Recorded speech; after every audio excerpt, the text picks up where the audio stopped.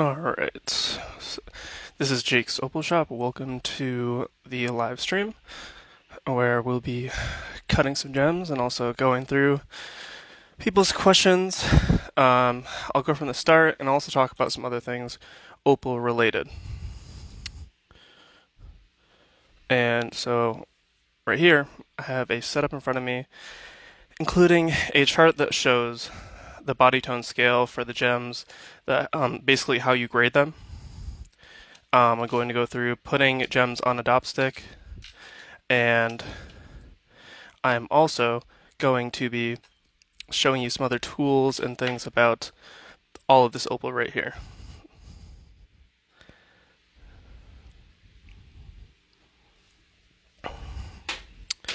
Okay.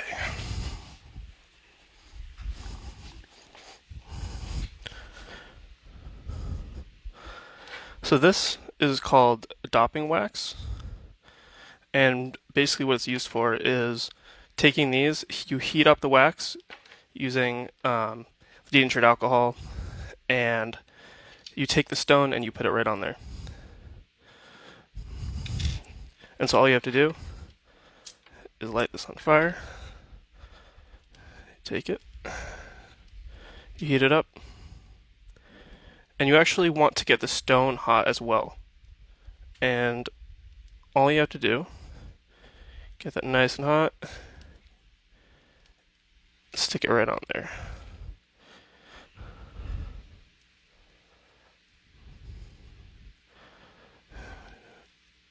You can make sure that it's secure by putting it in the flame for a couple more seconds. This stuff gets hot too, so unless you have experience with it, you should be very careful. And you wouldn't want to do this with Ethiopian opals because Ethiopian opals are they're hydrophane and they're a lot more prone to cracking and crazing if you put them in heat. But because these are sedimentary opals from Australia, they won't do that. They're heat resistant. You can leave them in the flame for a certain amount of time and they'll be absolutely fine. And as you can see right here, this thing is now stuck on there nice and good. And I have a bunch more set up over here. So I'll just show you that one for now, but I didn't want to go through doping all of these that I'll be cutting in this session. Alright. So, this is a torch that's used for basically looking into opal. As you see, it's very bright. And what it will do is if you have a rough piece of opal, say like this, you can look into the gem using it, and it will light up all the areas, and you can see, oh, there's any cracks in there, how far the sand goes into the stone. And so yeah, that's basically all it's used for. You can also try to find color bars and other things. You can see there's a slight difference once you know a little bit more about the opal.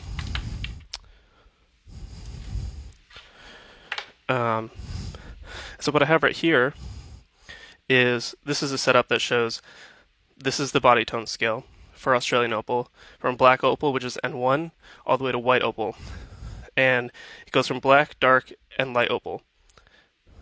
So right here we have an N1. This one's actually called a sunflash opal because you can't see the color from every angle. From some angles, it's just completely gone. And so now right there, you can see some of that color. Next one, N2, which N1 through N4 is considered black opal. This one has kind of a unique blue pattern to it. This one has a greenish pinfire, which is N3. This one is N4, the last color that you can, the body tone that you can consider to be a black opal. Anything beyond that, N5 or N6 on this scale is a dark opal, which makes it slightly less valuable, and obviously it's a different classification.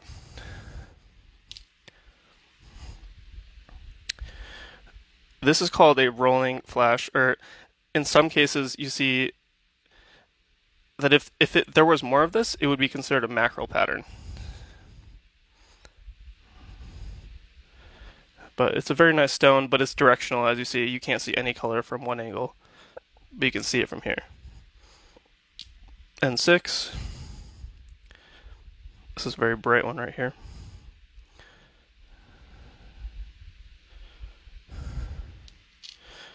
N7. This is now a light opal, also called white opal.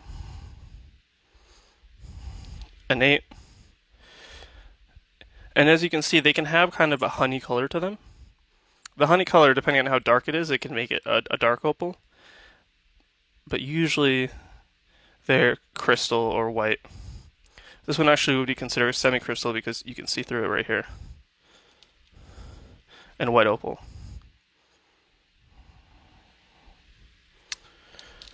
Now beyond that, there are different types of opal. This is actually this is called matrix opal.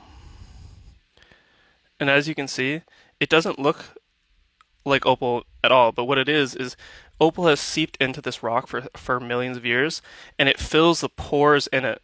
So at certain angles, you can actually see a bunch of color. It's hard to, there it is, to kind of grasp it. And what people do is they soak this in a mixture of like a sugar, like water, and basically what it does is when they use that acid, it'll darken it, which is a form of processed Australian opal. But that's only done to this type, which is why it's also much cheaper than other kinds. This right here, this is a boulder opal. And as you can see, it has ironstone, which is this non-opal looking material, and it's found in Queensland, Australia. And they have seams of opal running through it. Sometimes you can find ones that have a whole face on there, and other times it will just be in a certain pattern, such as this one. And so this would be a crystal opal, but it's also called a jelly opal or an opal with the sun flash. And as you can see, there's color in there, but it looks translucent from most angles. You just see little patterns of flash.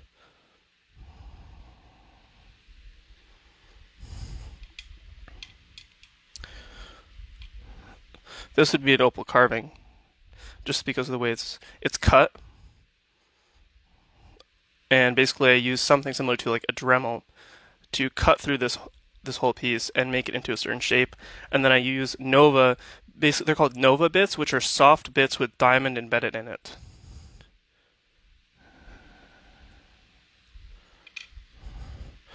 Alright. And up here, we have I can show you about the patterns. So this will be a feather pattern because of the way it's distributed through the stone. And on the back, actually, this would be more of a pinfire pattern, which is kind of unique that it has right here. If you look very closely, split through the middle, you can see where the bar changes. And right here, this one is called a pinfire pattern. As you can see, it's like little specks, little sparkles.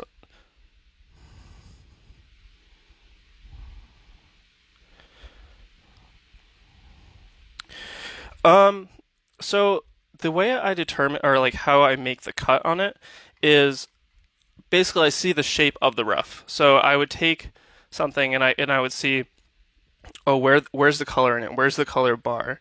And then determining like basically how the bar goes through it and how thick it is, I would decide, oh, would I make this free form? Would I make this an oval? And then sometimes people will actually take that, use a stencil, and draw on ovals, or whatever shape they're planning on using. So like this right here, it's kind of like a modified cushion cut. As you can see, it has like a higher dome to it. And this one would actually be a crystal opal, a black crystal opal, because you see it falls within the range of a black opal. But if you look closely, you can see that it's also clear.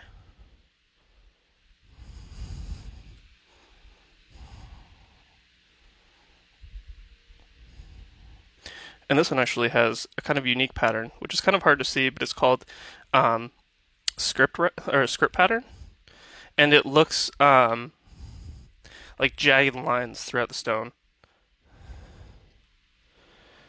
This one right here, some people call it like a jigsaw type pattern, which would also be called flagstone as well.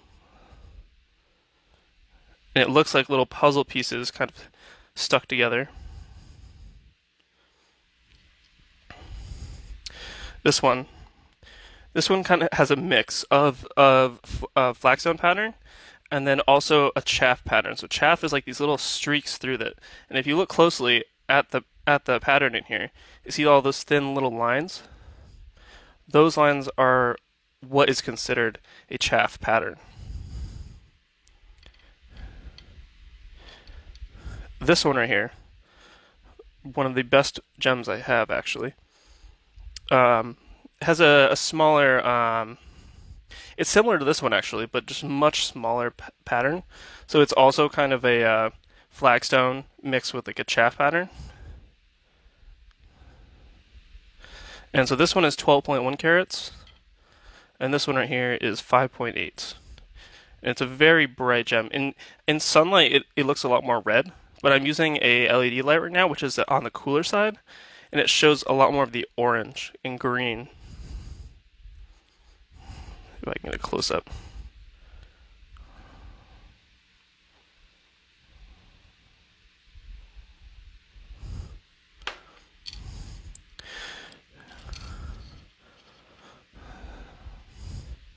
This is a very pretty one as well.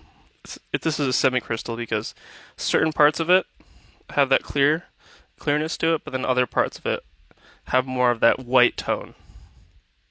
And when you can't see through it on this area, that's what makes it either a semi-crystal or a white opal.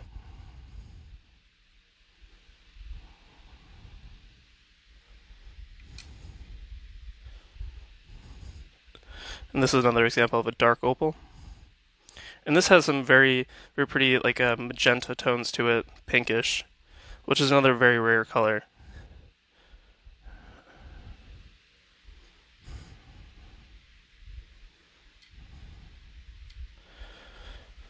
So yeah, those are the basic forms of opal, the patterns.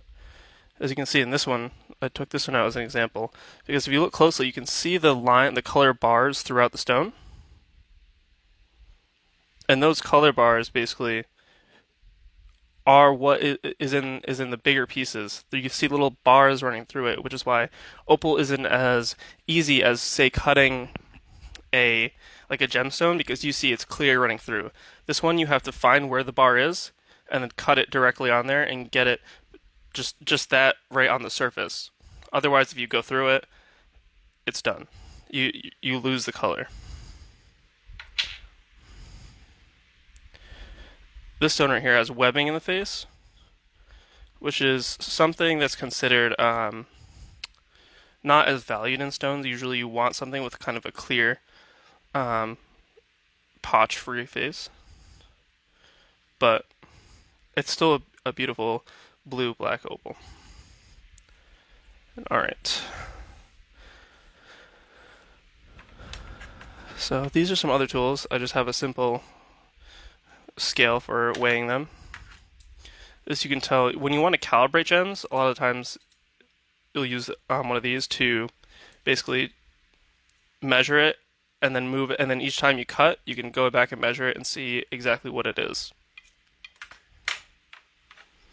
And all right. Now we will move on to cutting. And if anyone has any questions, feel free to let me know and I can answer them as well.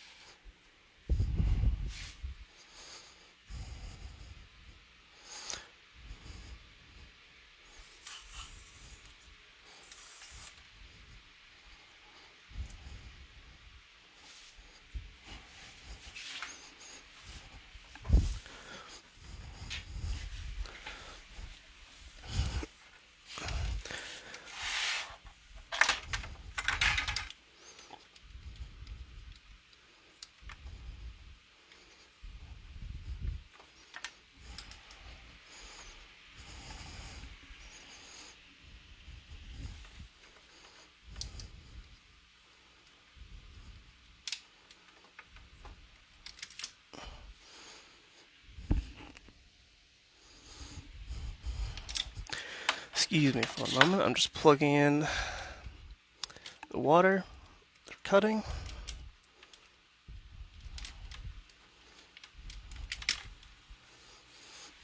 There we go.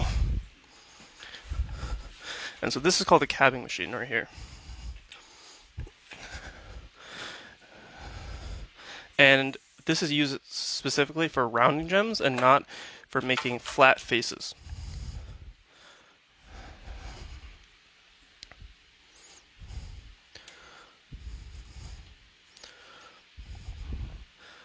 And I have little knobs on the top here to turn the water on to the exact amount that I want.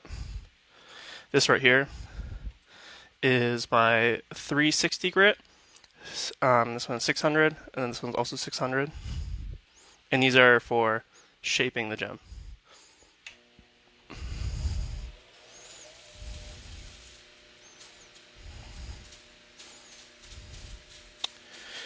So that question, for how long does it take? It's usually, I usually do a bunch at a time, but so usually I'll sit down for like a 3-hour session and do maybe 10 gems or more. It honestly just depends on the shape of the gems, on the size of them. But it's not as long as you would expect it to be. It's just a bunch of smaller processes going through each of the different grits. And let me quickly grab the apron that I need so I don't get water all over me.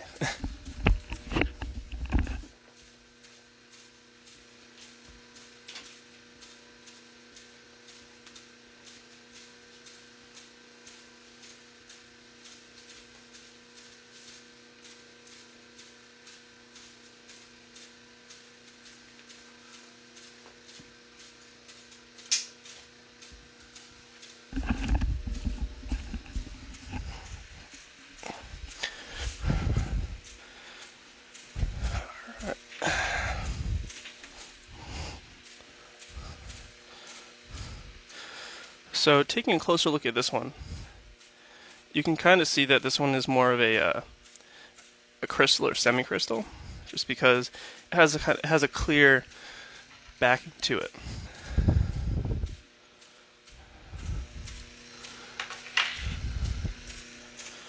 And so what I'll do now is this one, I'll just start cutting, and I'll try to expose the color on it so that I can see exactly where I will be doing the cabbing, making it round, and all that kind of stuff. This will let me know what shape I'm going to be putting it in.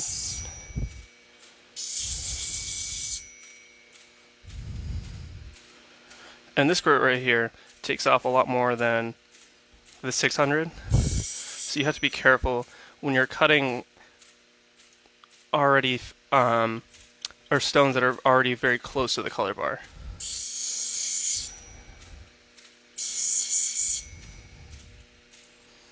And so this one actually, you can see here, it has a crack in it. And so that what that means is that I will have to cut it there, and I'll have to make this more of a rectangular stone.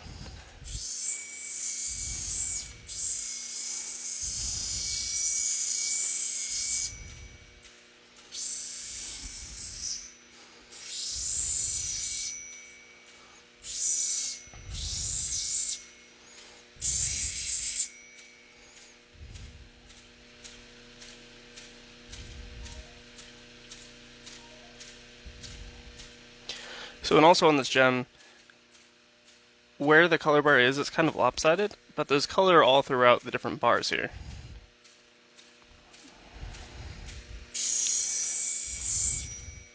So I could just keep it as is, or I could try to get down to the brightest one.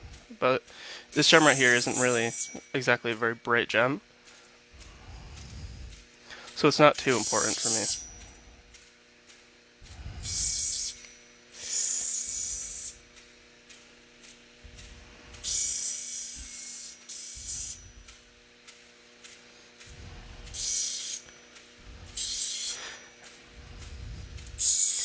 And as well, sometimes opals have little inclusions that you're not able to see once they're cut. So a lot of times, or maybe 1 in 10, you'll cut it, you'll polish it, and then you'll notice little tiny sand inclusions or even scratch marks, say from the wheels if you didn't get enough off of there, and you'll have to go back and redo that. But usually you can just start from either the softer 600 wheel, this one, or the 1200.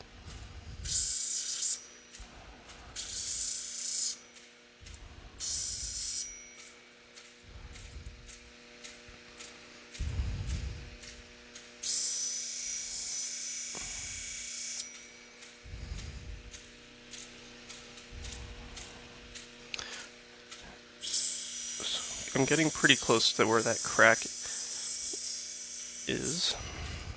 And just a little more.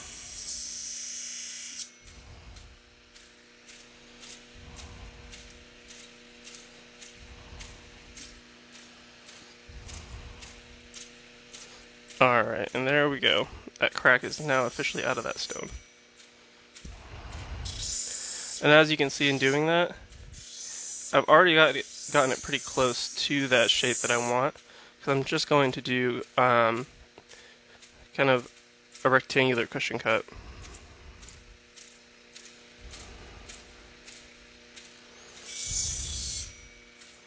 So now I'm just rounding these edges.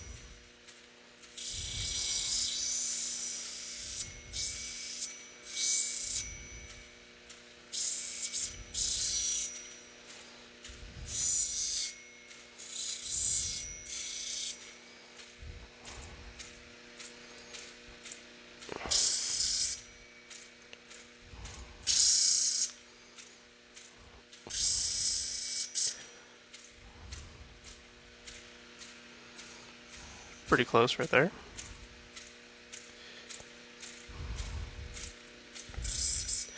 Alright, and now that that stage is done, you can see that I have the basic rough shape right here. Doesn't need to be anything too perfect. If this was a much more expensive gem, if it was a bright gem, if it was if it was a darker gem as well, then this gem, I would want to get it to a more perfect degree. I could also use those stencils that I was talking about before. But this is a crystal, and crystal can sometimes have that blue that you would sometimes see in black opal. It's more pronounced, but in here, it's less noticeable.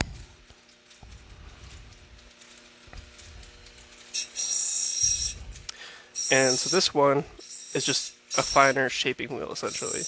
You don't want to do this one for trying to get perfectly rounded edges or anything like that. This is for shaping and basically getting that cabochon essentially completed.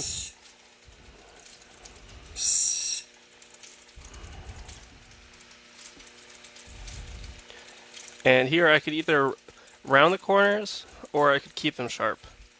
But just for demonstration, I will round them. It shows a bit better of what you do on these wheels. Rotating them fast will give you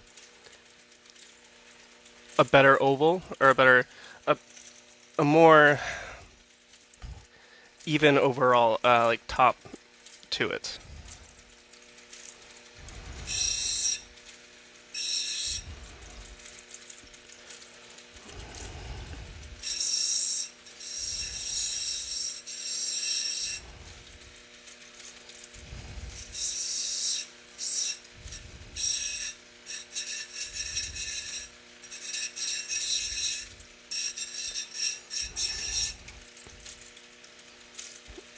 Alright.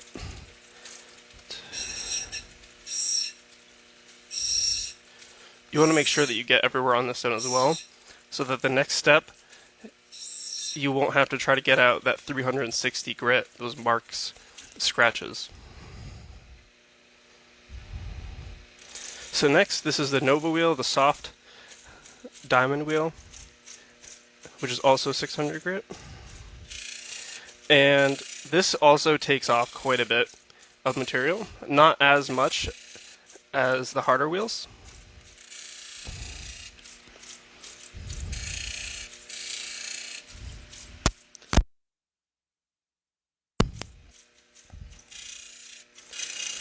And what you want to do here is you want to spin it. And it's similar to what I was doing on the last wheel, but this basically gives that cabochon a nice rounded surface to it. No hard edges, no facets.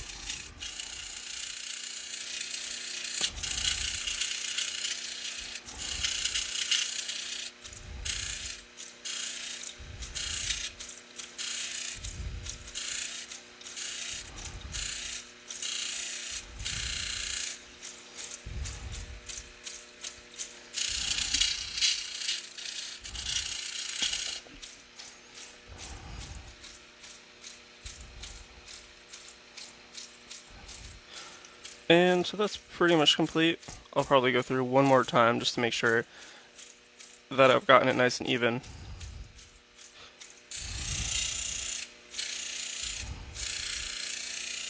Anything left from the 360 wheel will not come out on the 1200 soft Nova wheel, or it'll take much longer.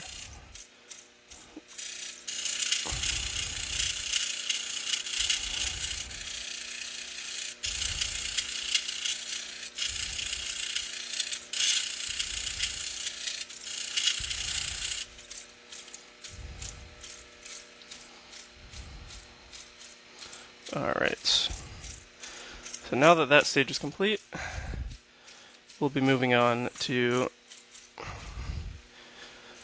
the 1200 Nova wheel, which is considered by most the pre-polish stage.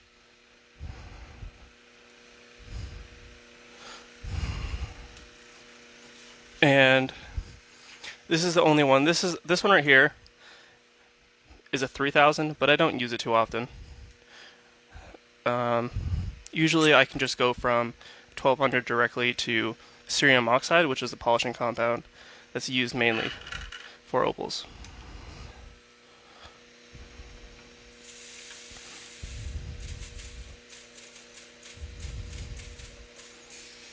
And as you can see, these wheels aren't too dangerous with the water running on them. I can touch them, no sweat.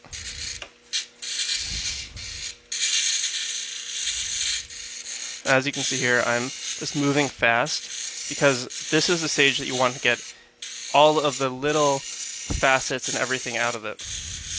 You want to make sure that it's as smooth as possible because nothing will come out, any facets, any hard edges won't come out during the final polishing stage.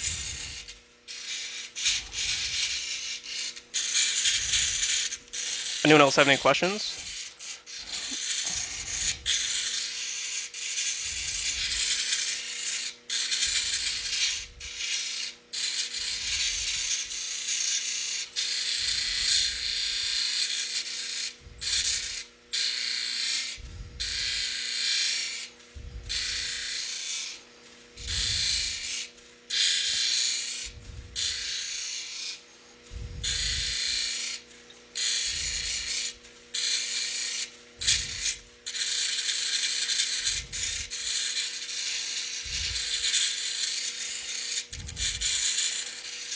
The white one right here, this is actually a cerium wheel, which has cerium oxide embedded in it, and it can be used for basically material that isn't completely flat. That's much harder to do on, say, a soft wheel. So if you were doing boulder opal, that could be useful. If you're doing like jasper or some other types of gems that are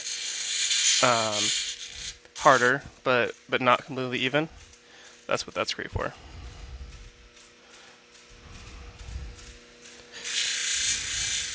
As you can see, this gem is almost complete for the pre-polishing stage.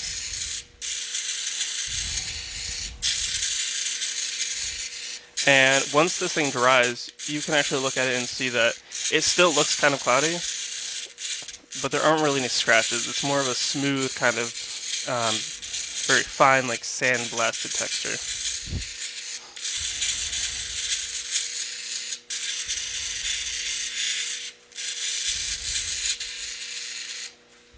And alright.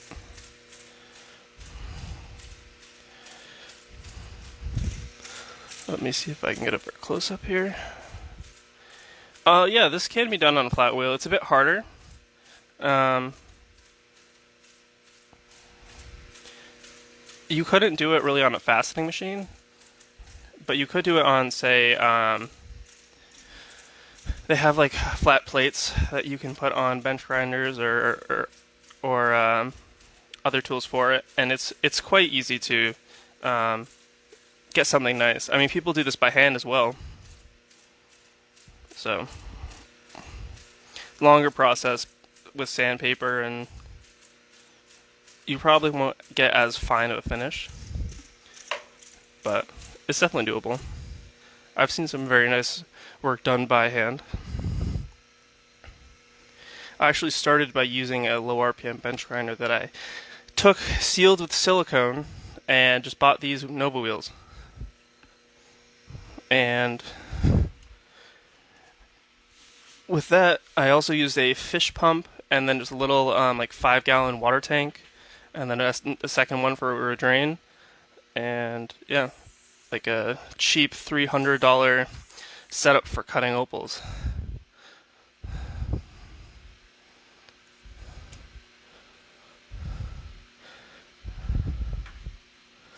No, it is not. So this thing is just one speed. All it is right here is just, I believe it's set at around 1700 RPMs. So, I mean, it's just on and off. But yeah, this one is also made by a company called Cab King. It's a 6-inch one. I found it quite good. It's not loud. It runs even. So I think a lot of other people find it too. And there are budget friendly options as well. You can get a smaller. I forget if it's 3-inch wheels, which will be a much cheaper machine. Um, that'll do good. That'll work well, and you can get the same Nova wheels and everything for it.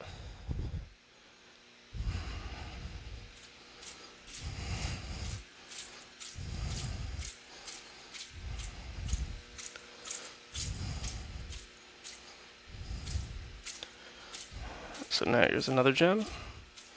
This one has quite a bit more color in it. If I can catch that. See, there it is.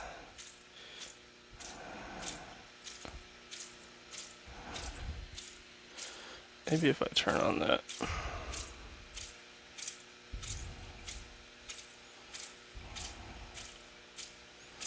A bit hard to get a focus on that. Alright.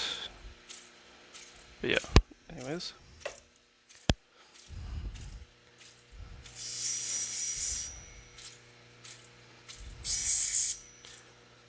See, that sand is coming right off. So this will be a much easier cut than, say, if right when I went down there you could see it embedded into the stone. That would make it more tricky to get through.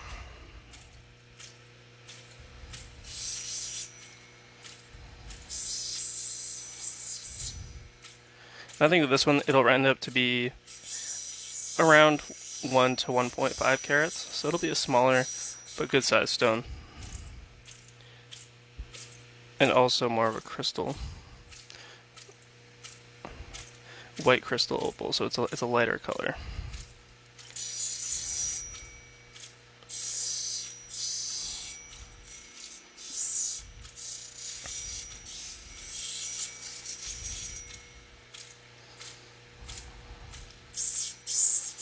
So this one, I think, just based on the shape, I will be doing it into like a triangle shape. So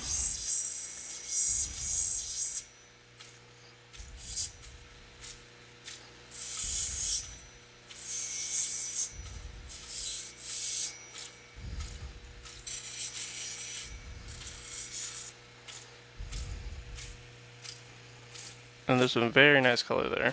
Hard to see, but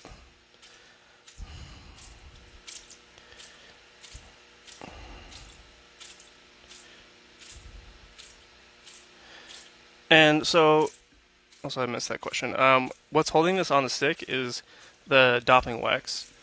So it's that same wax from earlier, right here, and you heat it up.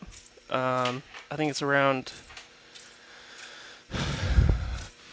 what is it, 280 degrees Fahrenheit. And you heat the opal up a little bit. These are sedimentary opals, so they won't crack. And you stick it right on there, and it'll stay.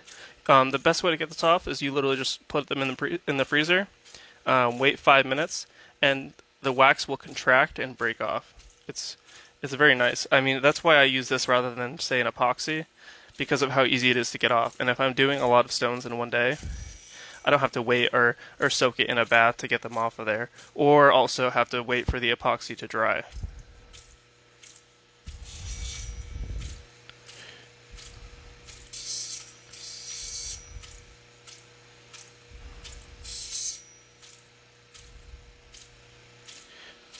See that small dot on there? Just a little bit of sand.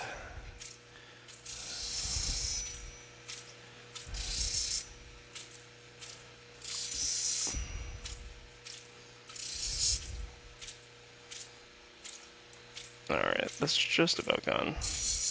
I can just leave a little bit on there because I'm pretty sure that it doesn't go in very deep. And it'll probably come off the next stages.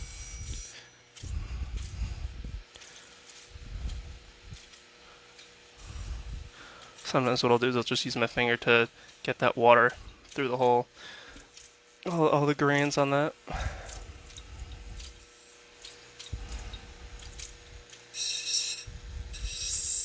.600 hard diamond wheel. So there are two kinds. There's sintered wheels, and then there's also electroplated. Sintered wheels will last you a lot longer, but they also cost a lot more money. And plated ones, they'll, I mean, if you're not running a business, they'll last you a few years. If you're cutting 80 stones a day, then they'll probably, I mean, well, maybe not that much, maybe more like 20 stones a day for a year. You'll probably need to buy a new wheel by the end of that. Usually around cheapest 80 to 120. Sintered are more like 800.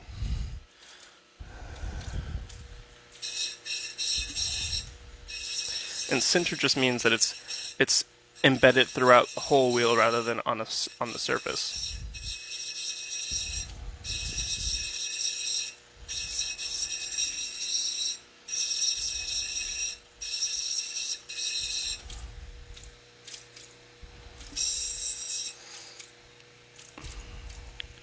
So this gem has a very pretty purple hue to it, which I quite like.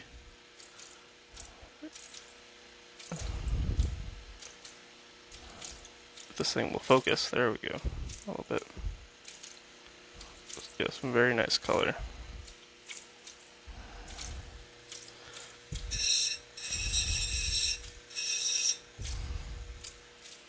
And there we go. More of a teardrop shape.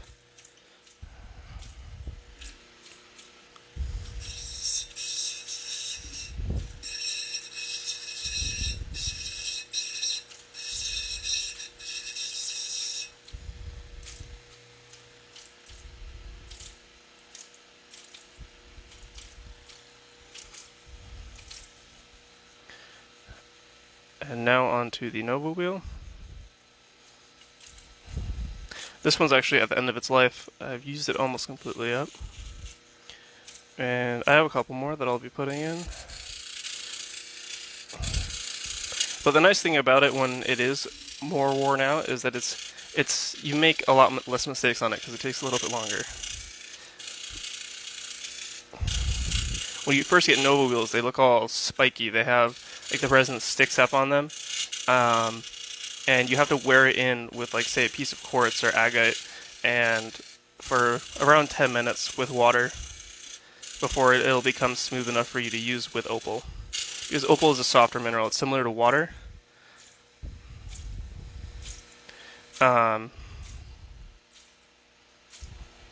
Actually, pretty similar to the glass. It's an anamorphous solid, which means that there is no crystalline structure. It's a mineraloid.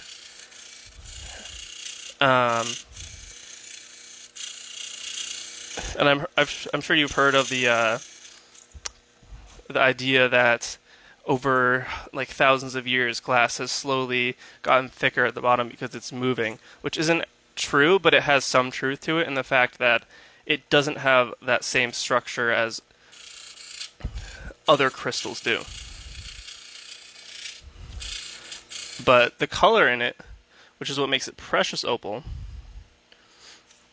is there's tiny silica spheres or basically water as well, and they line up and create these little patterns in there. And depending on the size of these silica spheres that are created, it'll reflect the spectrum of light that we see. So around 210 to 300 nanometers in size is what creates the visible spectrum of color in opal. And so it starts off as blue, which are the 210 nanometers, which are the smallest and the easiest to get, and then red, which is the around 300 nanometers in size. These little silica spheres, with the bigger ones, those are the hardest to basically or to get because of they are bigger.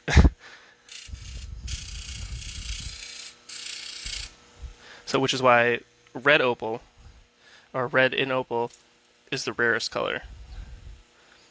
And that's the fire, not the actual potch or the color itself, not which is very different from fire opal.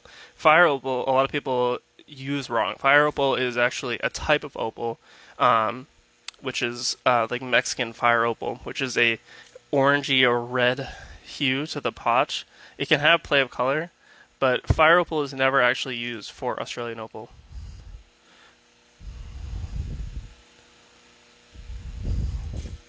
And so this is looking about good.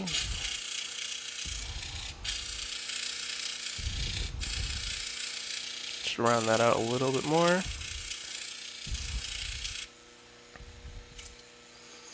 And that little tiny piece of potch is also gone.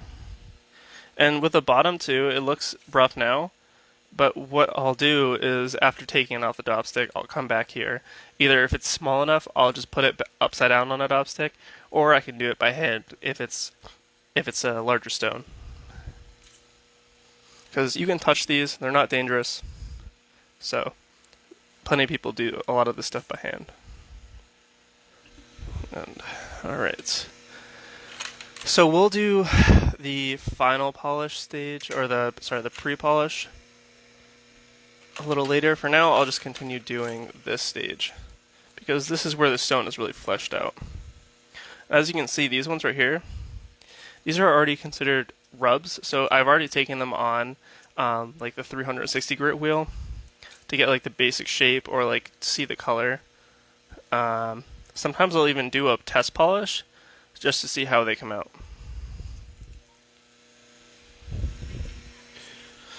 Alright. So let's start off with this one. It has quite a bit of color. But as you can see, those little marks right here, which is the sand that's still embedded in the stone. And what I'll do is I'll take it on here, and hopefully, before this color bar runs out, I'll be able to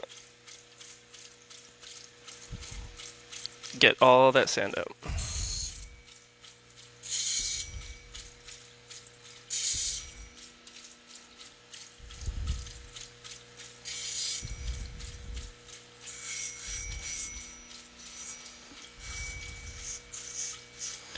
And if anyone new who has joined has any questions, let me know. I can answer some of anything else you want to know about it. There we go, almost gone.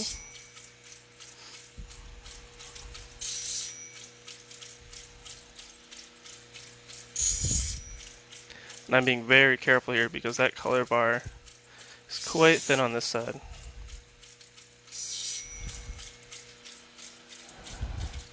And with a brighter stone like this, I would not want to lose any of that color.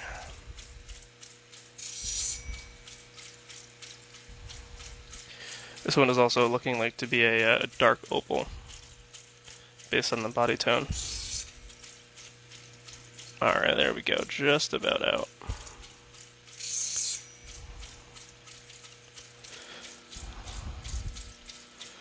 Quite a pretty gem. I might make this one a freeform, so which isn't any kind of designated shape. It's just that I will be cabbing it or rounding it so that it's not completely flat on the surface.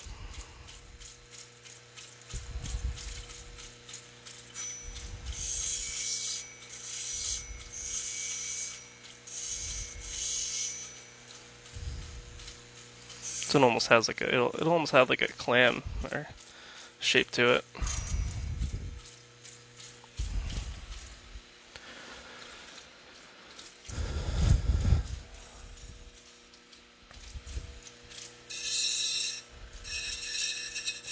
Now I'm just being very gentle to get that the scratches out from the 360 because I don't want to go any deeper here. Rounding those edges out too.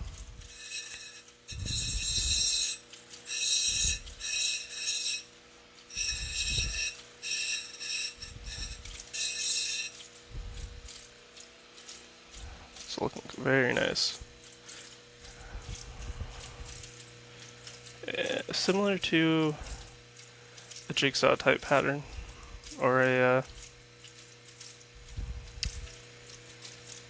I wouldn't say exactly like a flagstone, but similar. A lot of opals can have mixes of patterns as well, not just one pattern.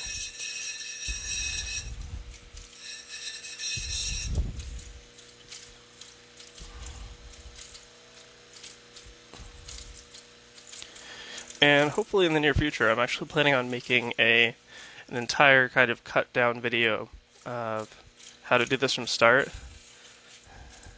I'll probably be putting it up on the YouTube channel where I upload these to, and I'll just describe the price of opals. I'll describe basically how these wheels work and how the polishing works. Give you better close-ups that I can't really get here with the quality of this camera.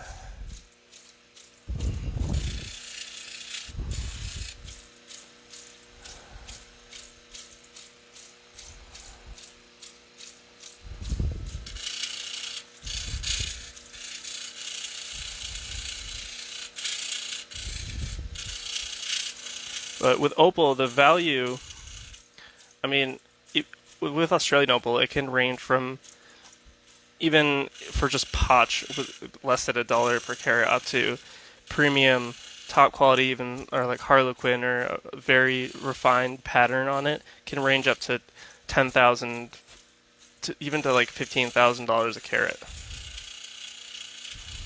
But that would be for multicolored, top brightness,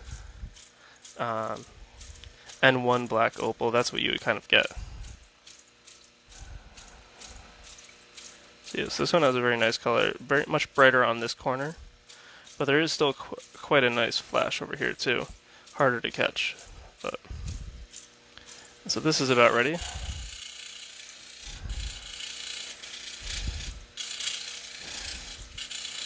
Kind of like a free-form triangle right here. I think it's a pleasing shape,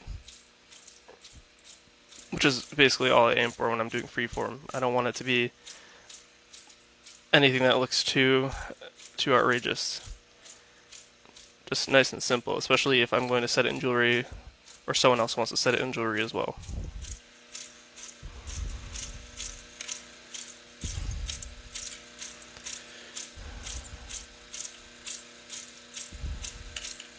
Alright, so this one, this is actually considered a dark crystal opal because you can see it's clear, but it has little dark patches, so like a translucent kind of dark color to it. It's a nice blue as well. And this one looks to be another teardrop. One of my favorite shapes, actually. It seems like a lot of times opal is just made to be in that shape.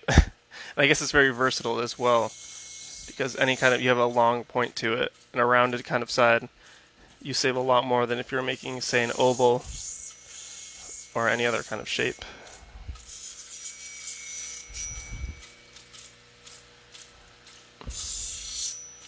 Now I'm just rounding out all those sharp edges that were there before, trying to get the face on it to be more even around.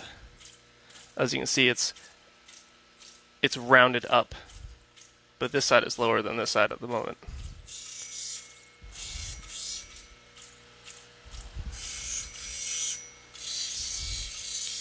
And before I want to go into these steps, I want to make sure that it's basically even. Otherwise, the whole top of the gem will come out lopsided, which will not look good in any real jewelry piece. Unless it's with a freeform. But those take a lot more time to make. So yeah, it has a very nice blue color to it. Definitely be a nice gem. I feel like a lot of these gems as well, with the blue colors, they can turn or look very purple. And I also believe that's because some of them can even have like an ultraviolet color, which your phone camera can pick up. They have I believe the layer of glass over it, like they have filters that take away or prevent that from going into the camera itself or the lens.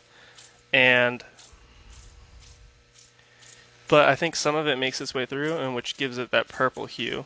You can't really see it too much right now, but if you look on some of my videos, you can see that I take some pictures, and especially in the videos, that it'll look very, very purple, and which it won't exactly be that way in the photos.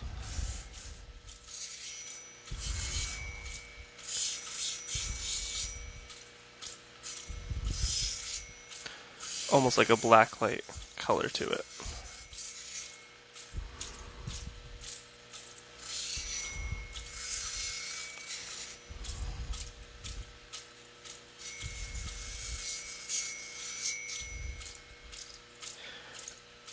When you're trying to take photos of opals too, it can be very complicated because some opals look better on direct light, some opals look better under soft light. Usually they look better under a directional light source. So like your phone flash is a great way to look at opals to see that pattern.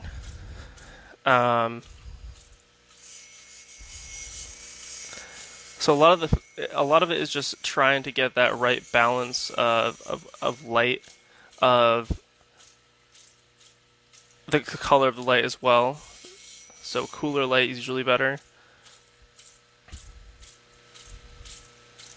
And as well as getting the correct angles, because as I mentioned before, the color in opals is directional, so sometimes they can have no color from one angle and be very bright from another.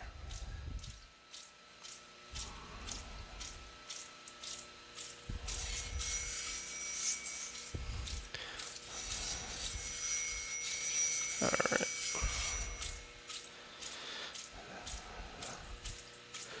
Pretty nice little teardrop shape right there. It has a nice blue color as well. Alright, now that I'm done with that one, next for the hard diamond, 600 grit.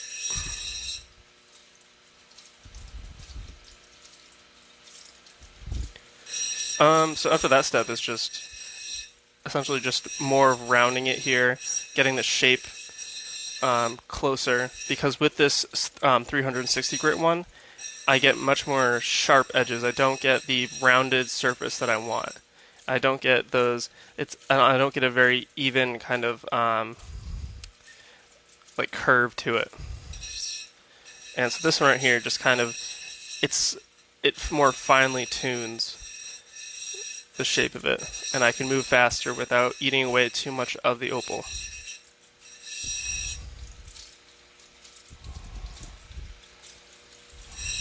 And I'm also taking away those 360 grit scratches,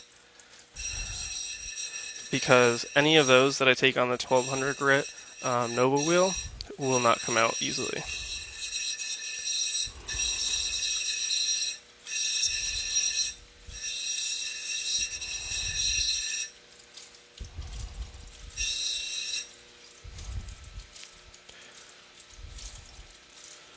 Nice and rounded, pretty even. No hard corners. Alright. Now for the 600 Nova wheel again,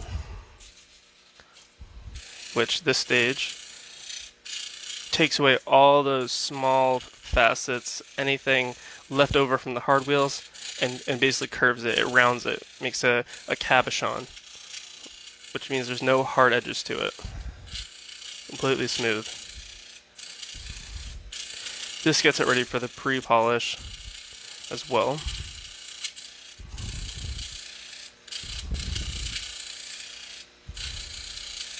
The pre-polish stage will help even further to get that out. But from here, it's pretty much the same exact shape that it's going to be once you finish the polishing stage or pre-polish stage. You can see that's a very nice and clear gem. So this is definitely a crystal, bluish, purplish, not maybe a little bit of green as well. Yeah. But definitely a nice gem. Better than I thought it would turn out.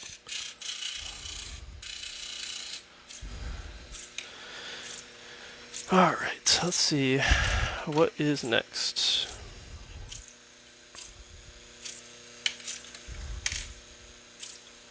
Alright, let's do this gem. So you can see here, this one's a very bright gem.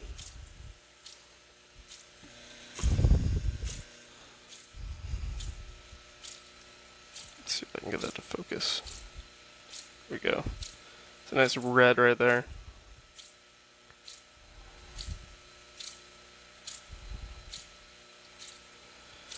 Multicolored flash. This one would be considered a broad flash because the flash goes over the whole face at once. And it looks different colors from different angles too. So cutting opal specifically, I've been doing this. I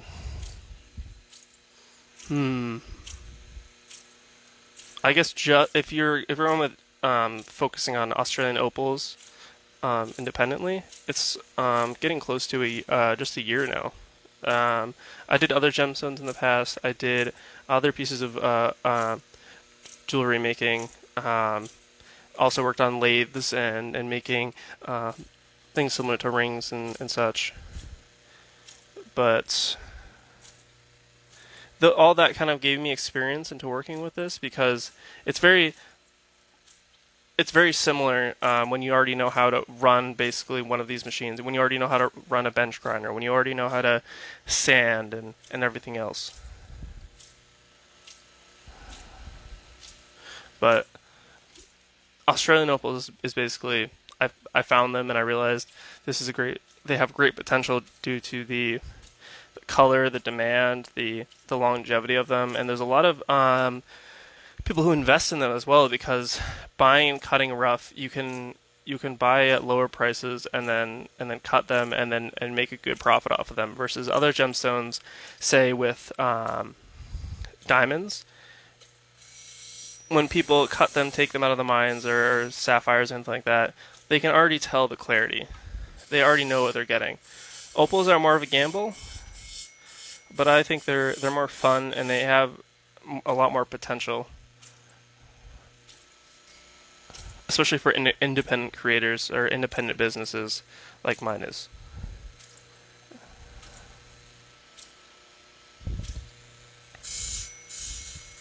I've cut Ethiopian opal as well.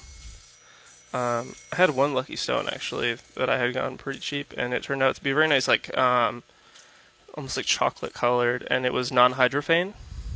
Whereas most Ethiopian opals, hydrophane means that it absorbs water and it can craze, and when it absorbs water, it'll lose all that shine to it. It'll be completely clear. They will go back to their color once that dries out, but they can also, because of that, they can also absorb oils and other things and lose their color or become like a brownish a tone to it, which isn't great for ring stones or people wearing jewelry in certain places. Yeah, I can definitely show a finished piece. You want right now, actually. Let's see. Yeah, this is a nice black opal. My hands are all wet, so it won't look very clear, but this is a finished opal. See, with a nice broad bluish greenish flash, kind of teal colored actually. And as you can see, the back on here has been rounded. It's almost flat, but it has basically you basically do a similar thing where you round it out until you get a flat surface, and it'll lie flat.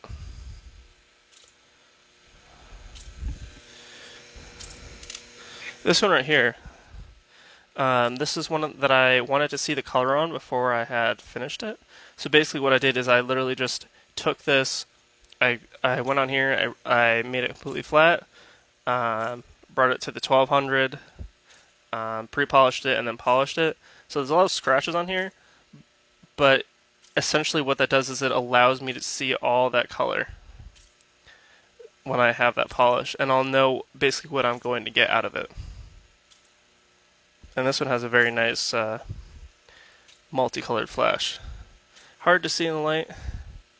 There we go. See, underneath too, it has a very goldish orange sheen to it, with color on top of it, and that sheen, it's sometimes called like a moss pattern, because it looks flat. It looks like moss, like very very little thin pieces inside of it.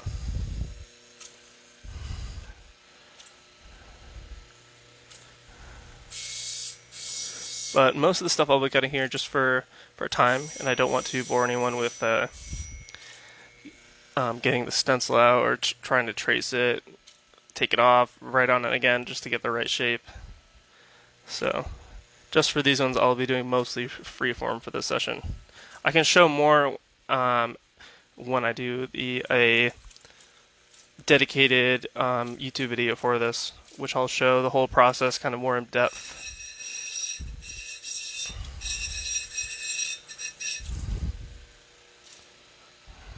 See all that orange in there, green, blue. I have to be careful though because the color bar is very thin on here. It's thicker over here. This definitely would be a very nice gem. Very small ring stone or a pendant piece. Yeah, thank you. Yeah, this one definitely has a very gorgeous color to it. And as you can see, if you look at it from different angles, like now it's green. Now it's like a pinkish, reddish hue. And now it's like a yellowish green multicolor. So that's kind of like a mixed rolling flash pattern.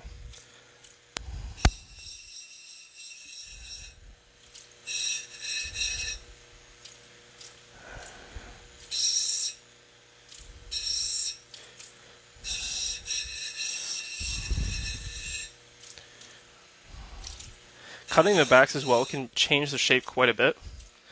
So sometimes they may not look completely perfect when you finished on this with the shape, but when you go back and you clean that up, it'll make it a lot more even, a lot more perfect. Because you can see that it's not really the top here that's a different shape, but the sides.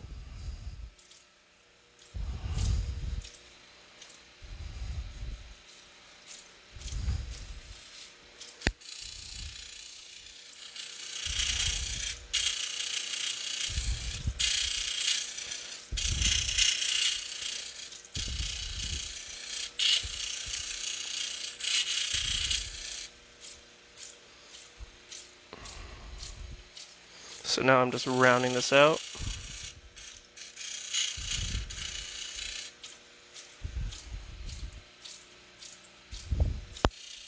Want to make sure to get the top of that so I know that there's no facet lines or anything similar to that. Alright. Now that will be ready for pre-polish.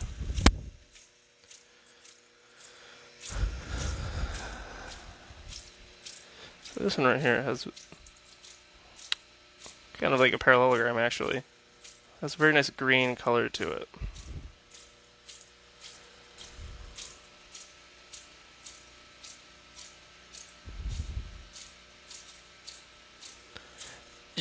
If you'd like to you can send me a picture my way, and I can help identify it for you. But sometimes they can be Ethiopian, or passed off as Ethiopian, or they can be genuine black opal. There's also a thing called doublets and triplets as well. Doublets are essentially they cut off the top of a very thin layer, and they use sometimes they use boulder opal, which is that ironstone basically as a backing, or they use black potch, which is basically colorless opal that they'll take and they'll glue on this to it. And what that does is it gives it that black backing, which contrasts with the color. It makes it look much brighter.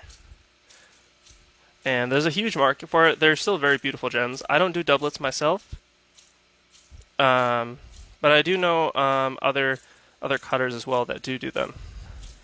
And they're definitely a way to get high quality black opal for a cheaper price. Maybe not. I mean, the highest quality ones you definitely still won't be able to get under 100, but definitely not like the thousands and thousands that you would get some of the like higher quality black opal at. If you have a 5 out of 5 black opal and with a harlequin pattern, and multicolored harlequin pattern, you will probably be paying upwards of $5,000, $10,000 a carat.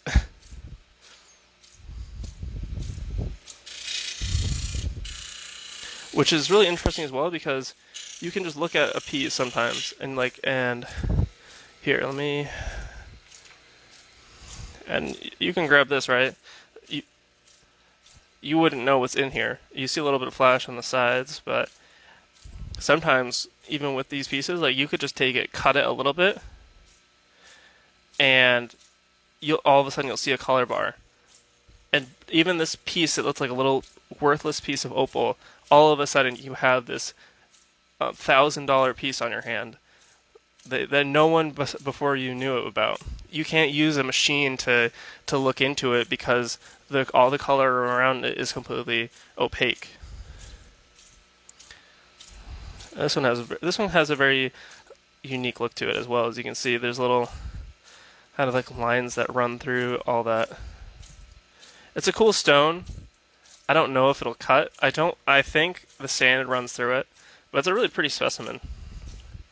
I'll probably just keep it as is. Maybe put it up if someone's interested in buying it as well. But yeah. And you can send me a picture. Just go on my Facebook page. There's like a little button for messaging me, and just send me the picture on there. And I can definitely tell you what it is.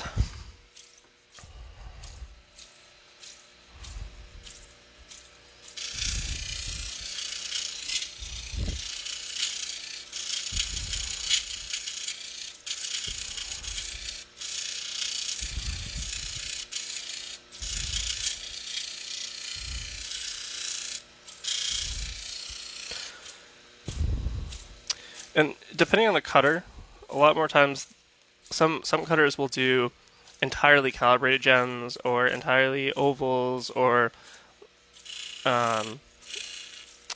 rounded ones, but usually people do that more for when they're selling it to jewelers because it makes it much easier to set. But since I do a lot of settings myself and I do the custom jewelry for people, I can make basically any shape that I want.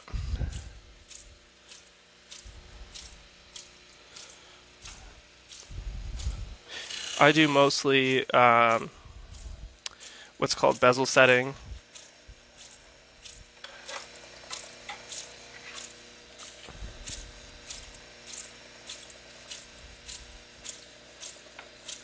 As well as prong setting. I don't really do very much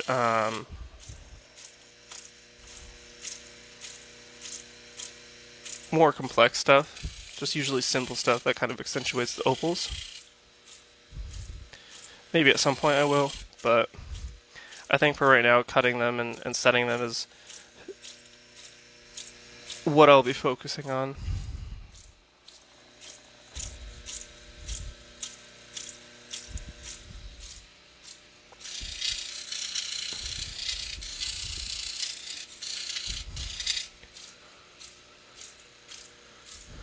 Alright, it's kind of a nice freeform pattern right there.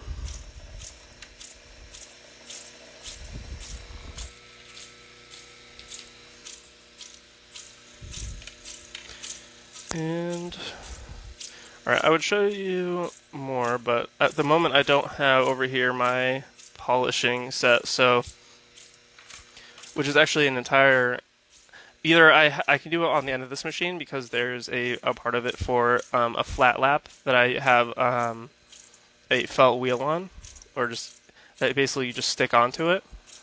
But I tend to be more likely to use an entirely separate bench grinder for it, essentially, because any kind of particle that gets on it can scratch it during that process.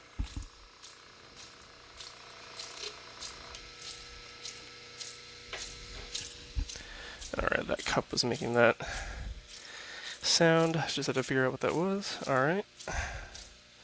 So this one has a screen to it. See, that's actually some of the cerium oxide that I have over here from that.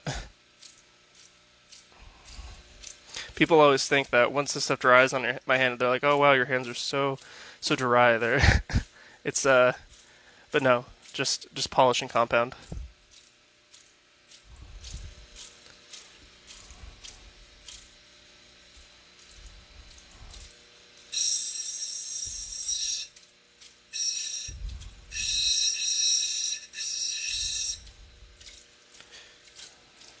In this angle, you can see a little bit of red and orange in there too.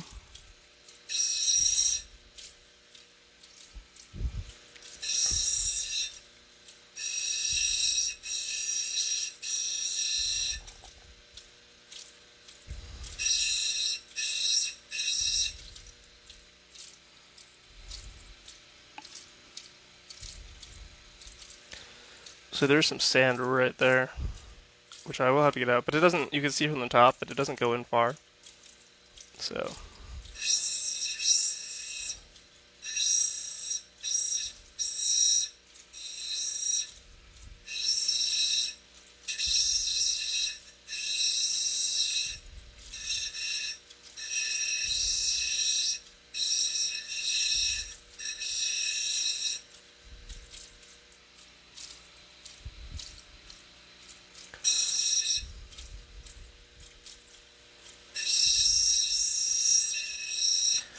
And does anyone have any more questions on like cutting them or the value of them or creation of opals or anything? Feel free to ask, just because I'm just cutting here.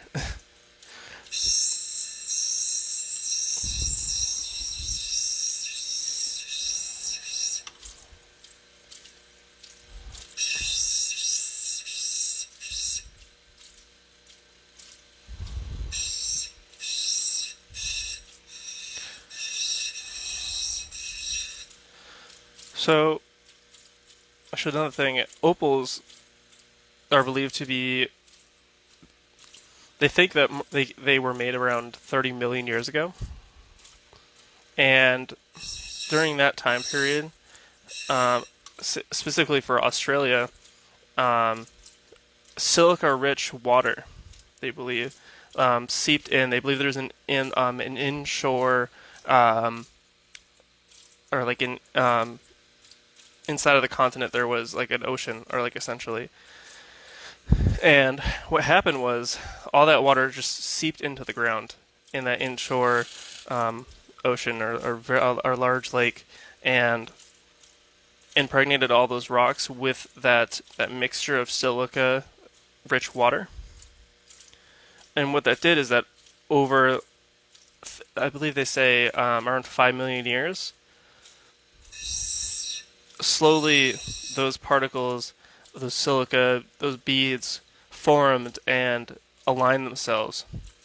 And what they can do is they can actually replace the materials. Like, say, I actually have some opalized like seashells and other things. They can replace the materials that were previously there, and you can get an entire seashell made out of solid opal. They actually have trees, opalized trees as well, which are very interesting. If you go to Nevada, there's a mine. There's also a mine called the Royal Peacock Mine, and you can dig yourself for that opal there in the Royal Peacock Mines, and you can find these like people have found massive, even like trunks of trees that have been fully opalized, and they have a very unique look to them. I actually have a piece here, which I can show later. If not, I'll put a picture up on my page of just a big chunk of that opal. It's mostly unstable opal. It's hydrophane, so it'll absorb water. But not only will it absorb water, but when you let it dry out, all of it will crack and craze, and it'll basically fall apart in your hand once that happens. But there is a way to actually take that and use a type of resin to basically, same thing with the water going into it. It hardens and it will keep that opal completely solid. So it'll actually make it a form of opal that can be taken out of water. So it can be used for jewelry and such.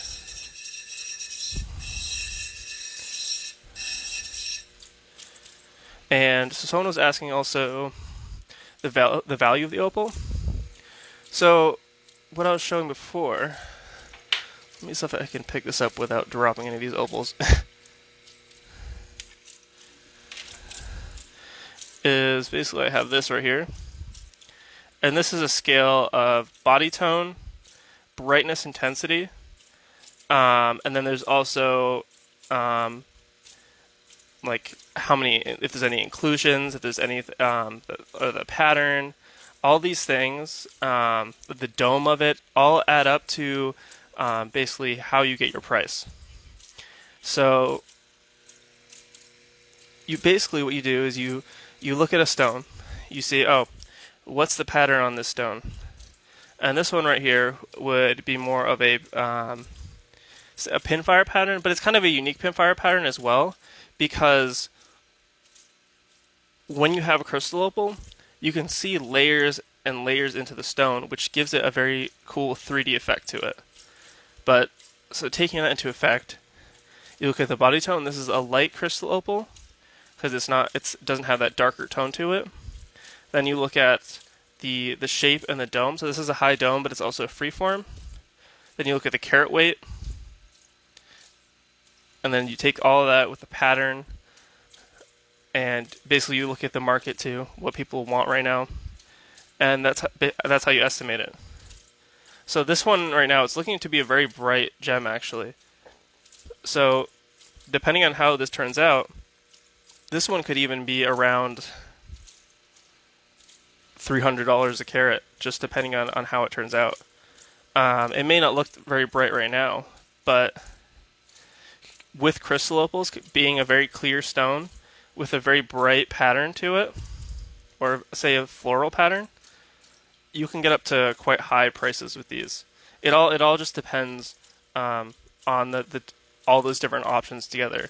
So it can take months or years to learn how to price opal, especially Australian opal.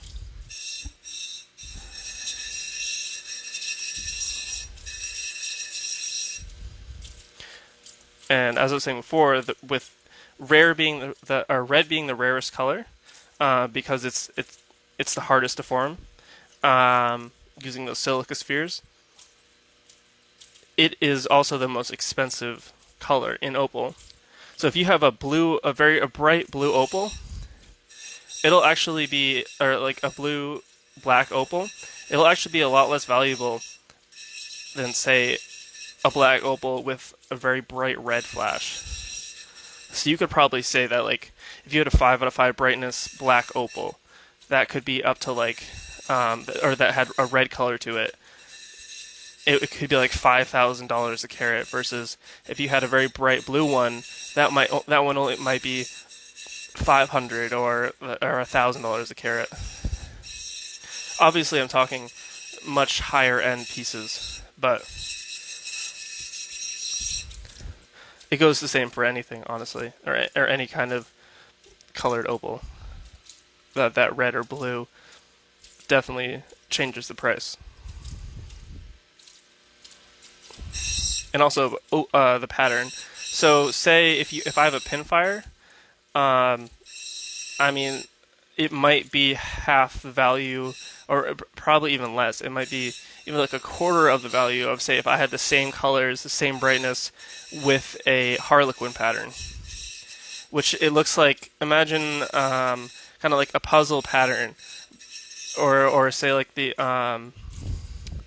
like a fish scales, but they're exactly even. And so when they're exactly even like that, it's a very rare occurrence, which makes it so valuable.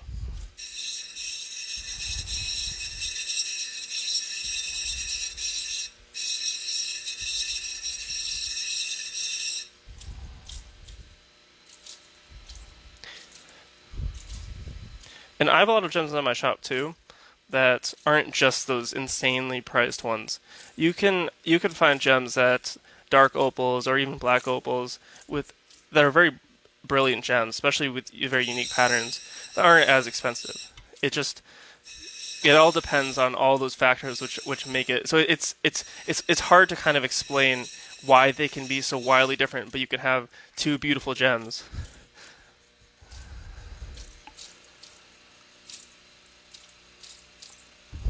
And one of them is $50 a carat, and then one of them is $4,000 a carat. Like a very beautiful white opal can be $50 a carat, and have almost the same color as a black opal. That would be $1,000 a carat.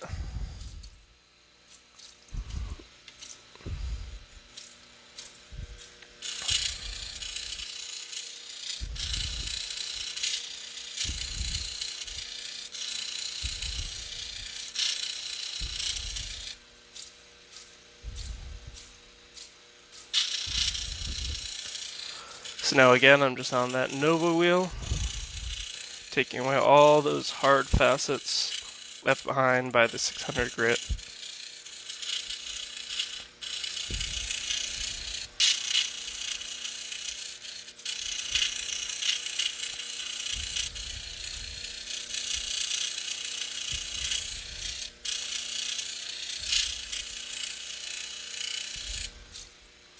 Alright. And now this gem, we're ready to move on to the next stage. You can see how bright this one is. Very beautiful green multicolor. One of my favorites, actually. It's very similar to one of my other top gems. This one is definitely a win. The ring I have on, I actually made not too long ago. But it's just fine and sterling silver. The bezel is fine silver, the rest of it is sterling. And it's actually a very pretty white opal that has like a reddish pink flash to it that also, if you look at it at an angle, look at that. See, it's green now. And now there it goes again. It's kind of a reddish color. On the camera, it looks almost pink. But I always find that broad flash pattern, especially with that red, orange, pink, to be very appealing. I feel like it's an underrated color in white opal.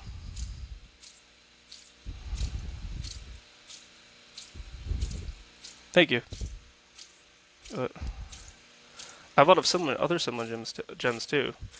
Um, if you want to take a look at my shop, I do custom orders as well. Um, give me a message and I can help you price one out too if you want. I mean, they can range from I can do them for $100 up to depending on the gem, or up to 500. I mean, it all depends on the gemstone that you have in there. And then I also do them in um, gold as well, 14 or 18 karat white or yellow gold. All right, let's see.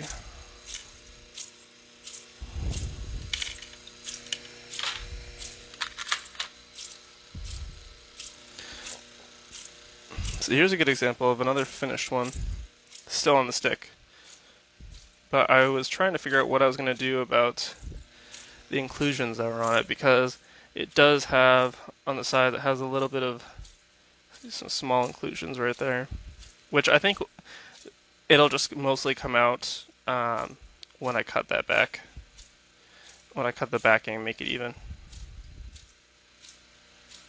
But it has a very pretty, I'd say, feather pattern in it.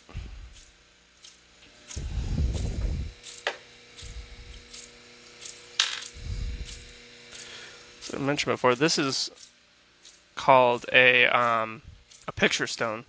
And basically, what a picture stone is that it has like the potch in it. It can be white, it can be dark, it can be black potch. It doesn't really matter. But any of that kind of potch that runs through the face and isn't a perfect stone that has just color, it's called a picture stone. And basically, what it does is it kind of gives the illusion of having kind of like a painting. So this one kind of it's like a I don't know. What do you see in it? I think it kind of just looks like a clamshell or something similar to that, but or almost like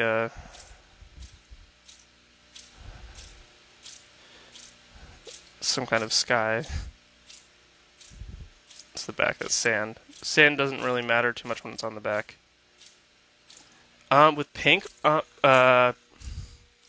is it? Peruvian opal? I have. I believe I actually have a few samples here. Um, when I was kind of experimenting with different kinds. I have a pendant that I made somewhere. I'd have to look for it, but I have actually worked with pink opal, and I did enjoy it. Like it was pretty easy to work with. Didn't crack or anything. It didn't polish up as nicely as regular opal does, but considering how cheap it had a very pretty kind of picturesque look to it, pink and white. It did kind of look like a fish. That's true. And a little swimming in the ocean. So this is another rub. Pretty one. This one is actually from, I believe, this based on the sand that I can see here. It looks like it was from the Mintaby mines, which is a mine that's actually closed now in Australia. But this is actually a piece that I got from an old collector. I believe it was mined in the 80s. And the other half of it is right here. So this was actually a cut piece before because there was a bunch of sand. I cut it on a trim saw, and now I have two pieces.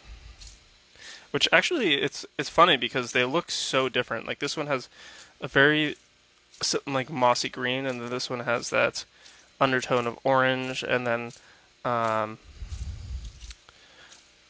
almost like a mackerel pattern above that.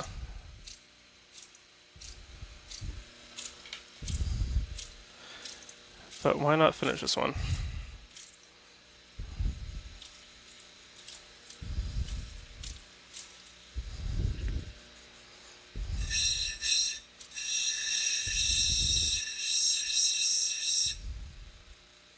So this would be really nice for a pendant See by the shape of here of this whole thing.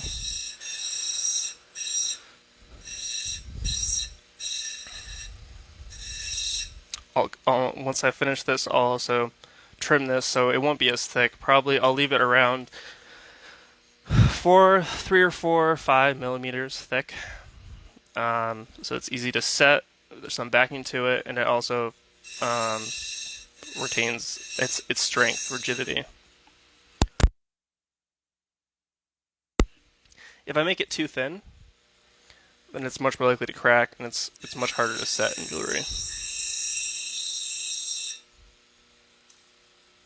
So right now I'm just trying to get those marks out from the saw, actually.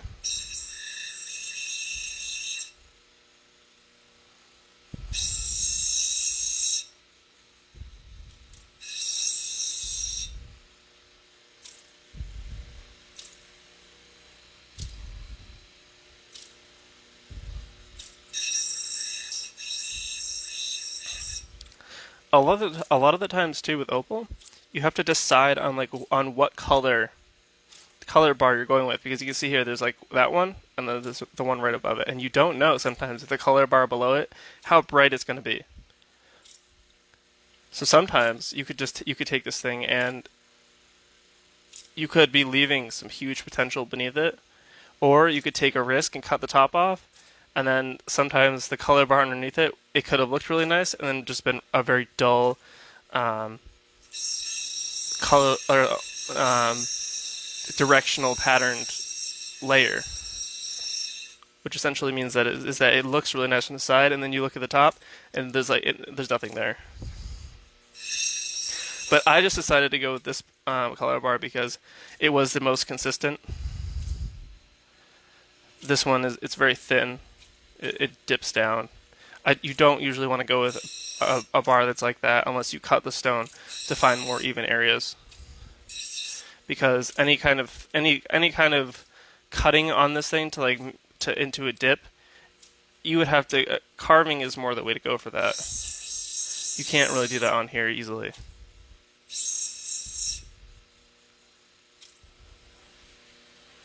All right, and there we go.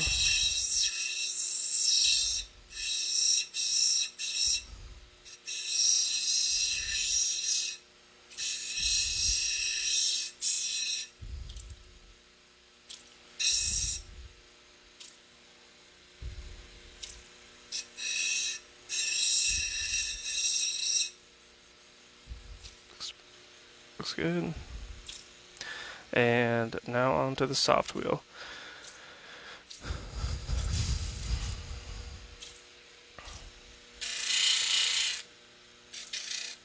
And I mean, before I worked with Opal, I honestly didn't know.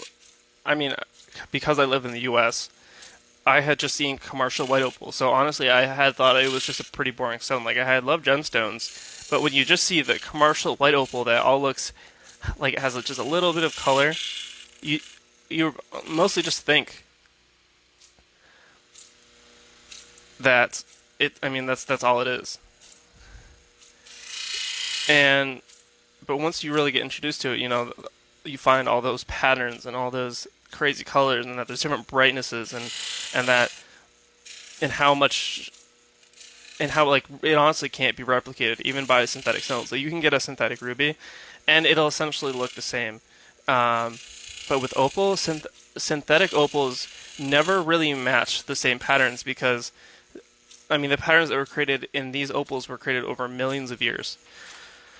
They can create pinfire they can create very dense, high-colored synthetic opal, but it never has the structured, the multitude of different patterns that real opal has. I mean, and not only that, but you don't see the potch behind it. You don't see any of the other signs. So it's actually quite easy to tell when an opal is synthetic.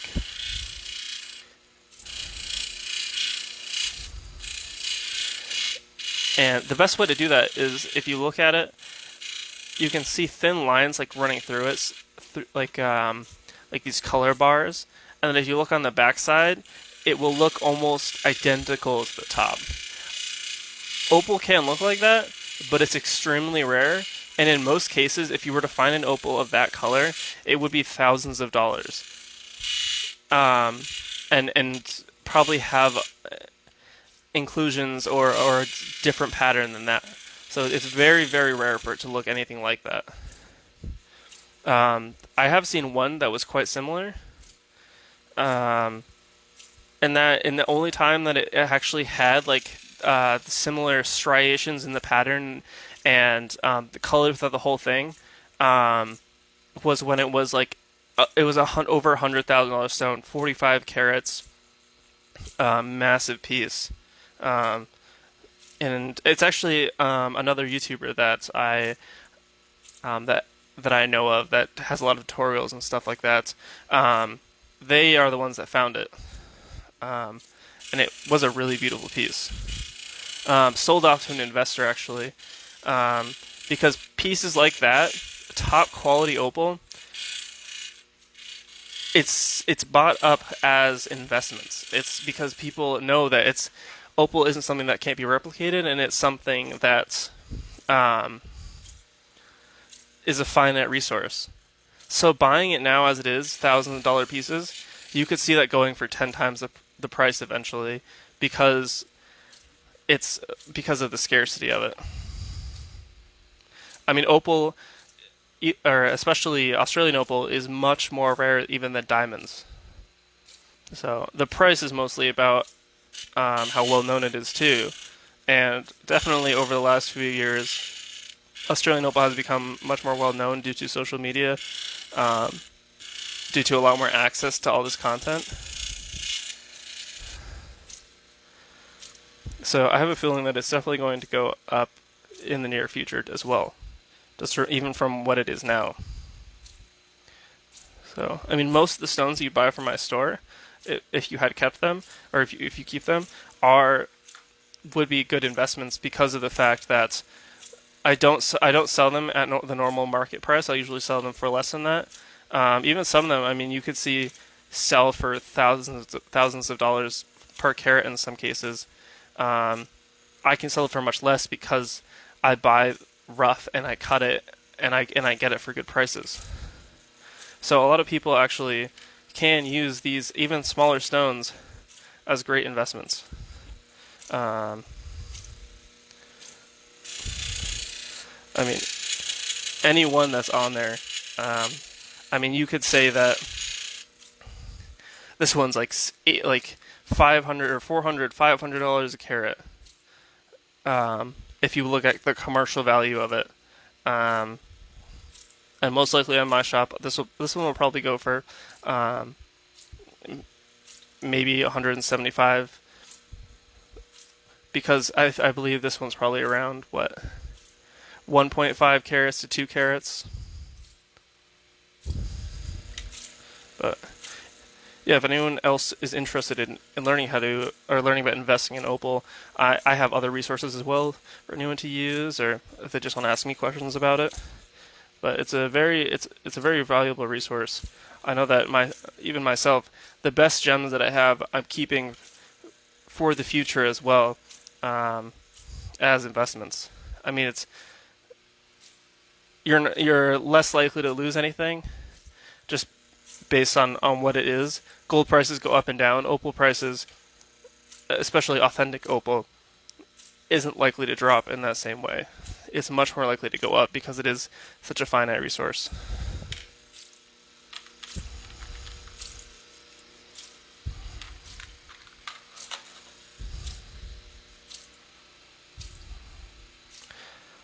And you'll see there's one recently. It was like it was like a blue green black opal.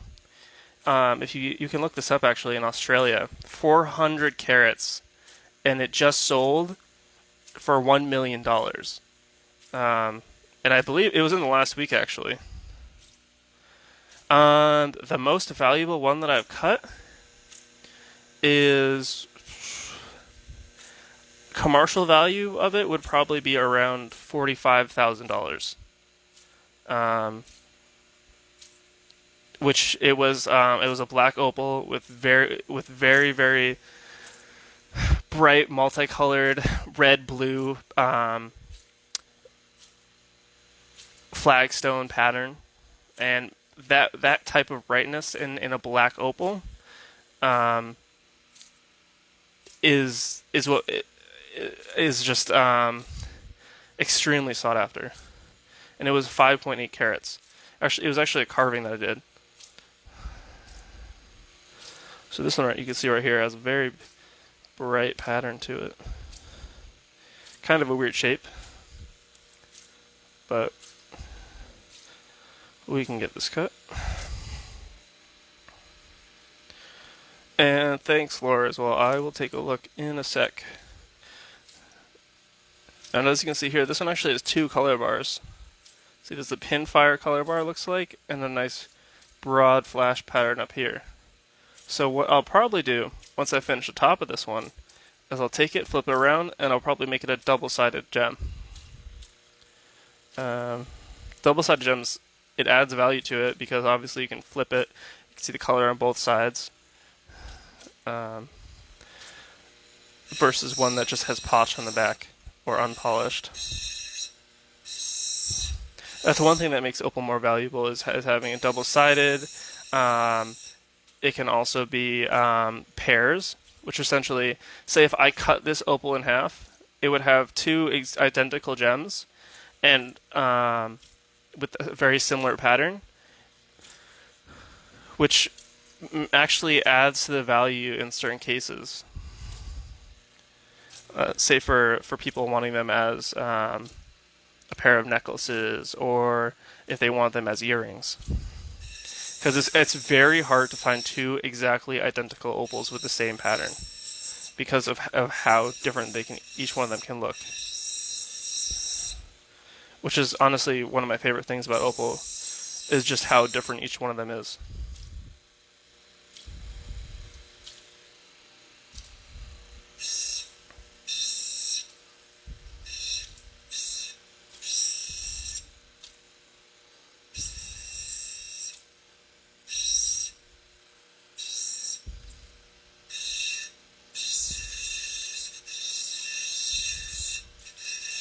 So this one I'll probably just make it a freeform, just because I don't want to waste any more of the color.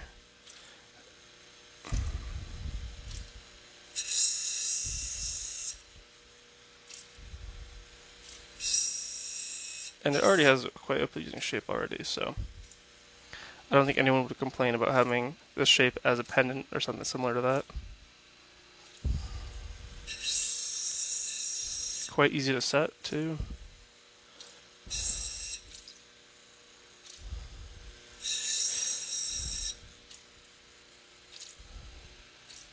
See that all that nice red right there.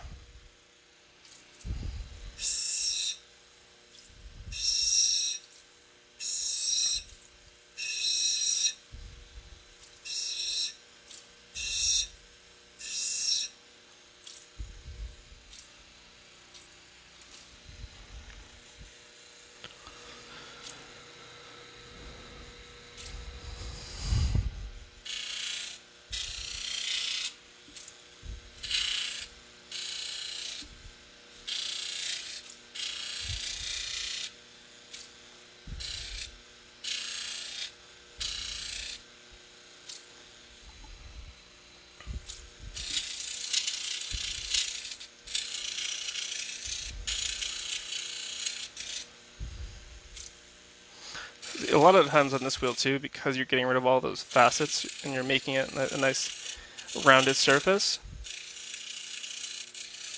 especially moving fast as well, gets rid of any of like the scratch marks, so it looks more like a buffed texture, and you can see that flash much brighter,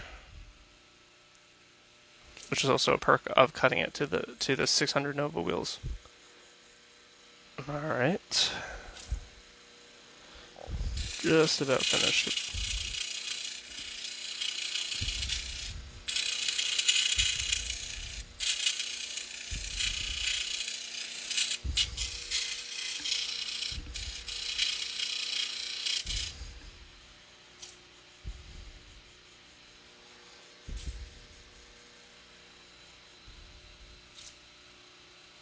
Quite a nice gem right there. quite a unique pattern as well.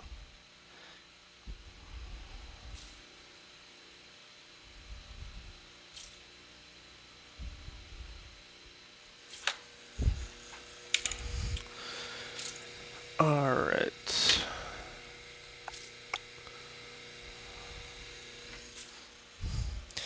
This is a good example of a really nice gem that I actually recently cut too.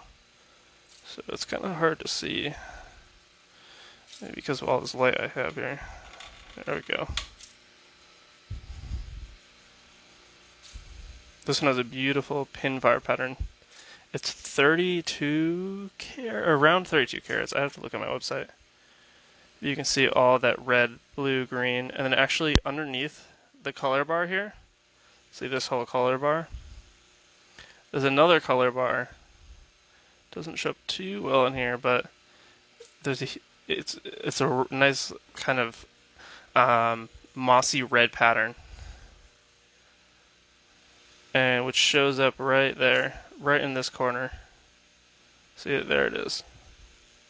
Which is a beautiful color to have under all that pinfire. I always love that 3D effect that having two layers of patterns has.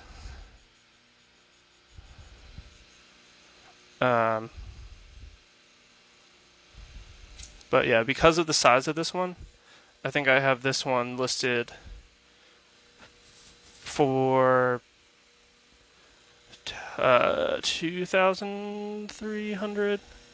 But I mean, it is a huge stone. So, and especially with all that color in it as well.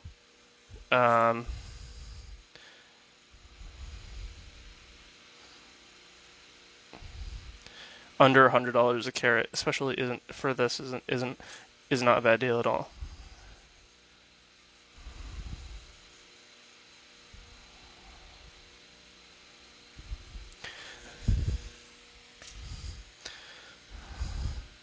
And this one it's kind of on the edge of a dark opal as well, just because you can see on that face right there, it does look a bit darker. This piece right here, let's see if I can capture any of that color. Yeah, there we go. This one right here is one of my favorites. I actually haven't finished it yet, but it's a started carving. 20.1 carats, I believe. And it's a top-notch crystal opal. I still need to get this potch off the back here. But this one will definitely be very valuable. Or I mean, it already is, but even more so in the future, due to all that color, all those reds, oranges, pinkish, green, blue.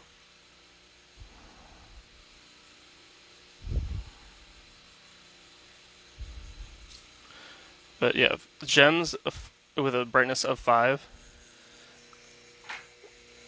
especially when they're semi-crystal or crystal, are very valuable stones.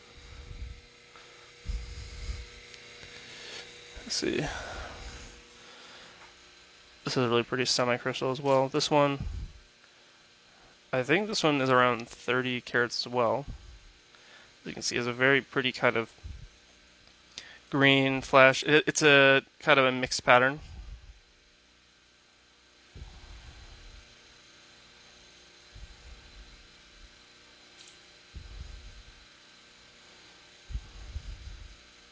But a very beautiful gem.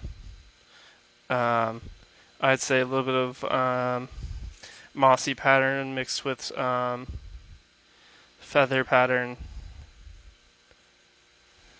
a little bit of chaff pattern as well.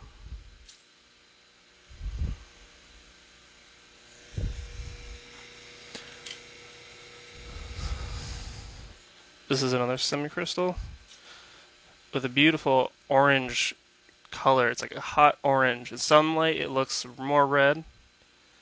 It has, see all that green, and then all that orange on this side too.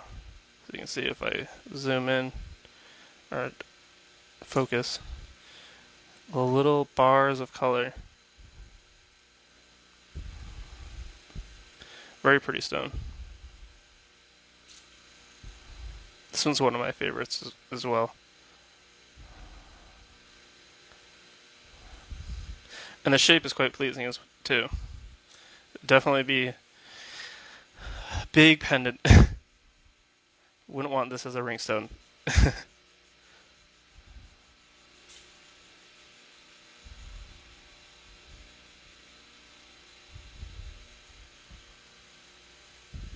Some angles too. This it's cool because this orange. Let me see if I can find it. Will turn to a bright green color.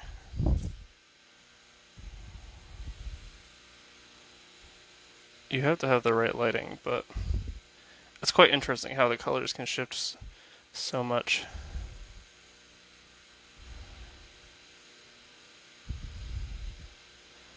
Maybe I'll try to show it in a video. A little hard to catch on here.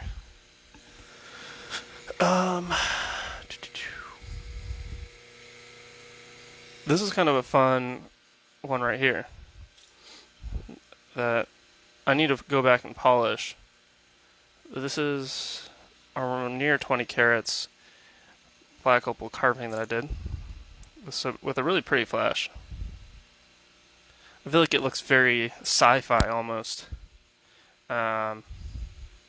with that dark color to it. Reminds me of space. I feel like this would look good in probably either white gold or silver, just to complement that blue.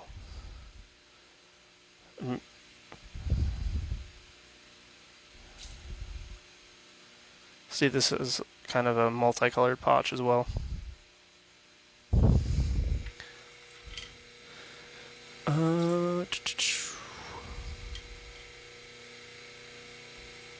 This one is one of my favorites out of my personal collection.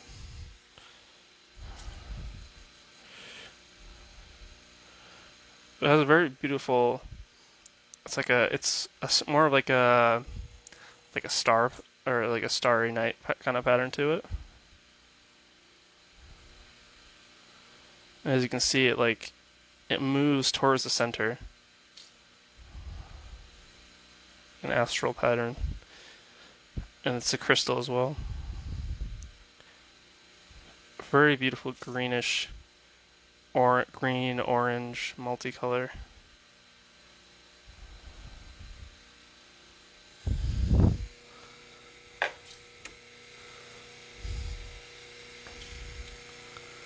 And this one right here is the most valuable stone I have. The investment type stone. Let me see if I can get a good picture of it.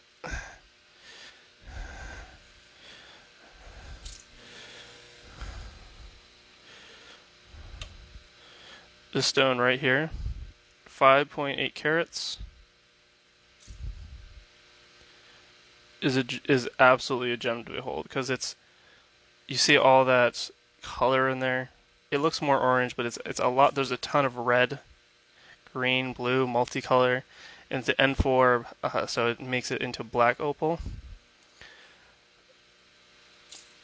If I could show you how bright it was, you can see why it's an extremely valuable gem. You can see it's carved as well.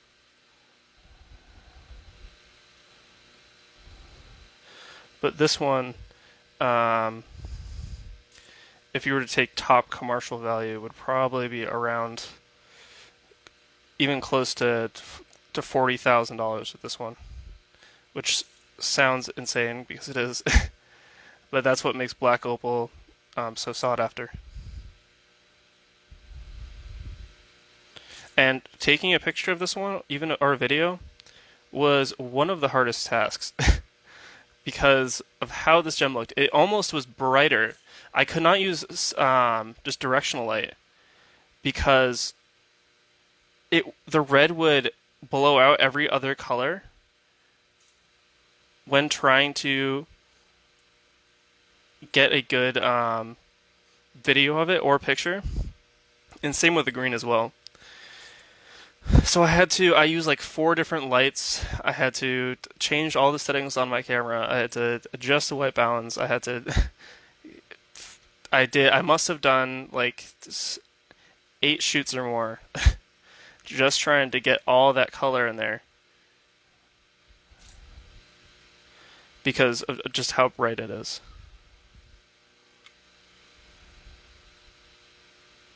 I mean, it's fiery green, blue, red. But I mean, especially in my opinion, I mean, it has to be the most beautiful gemstone in the world, just due to all that color. No, I mean, no other gemstone has play of color like these do.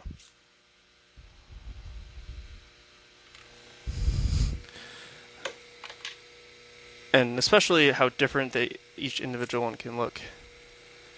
I mean, you wouldn't think unless you knew about Opal that this was the same exact gemstone. This is a fun one as well, but definitely quite different. I mean, in this one will only go for, because it's a jelly opal with a sun flash. I think I have it listed for 225. But so you can get some very beautiful gemstones that are at great prices too. You don't. I mean, that's the thing about opal is that you can find one of your favorite gemstones for a cheaper price, um, versus any kind of sapphire, any kind of ruby that you buy.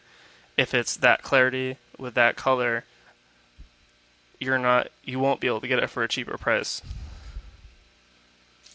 But because this is a gem with a sun flash and with um, considered a jelly opal, you can get it for a much cheaper price. It honestly doesn't. It's very fantasy like this one.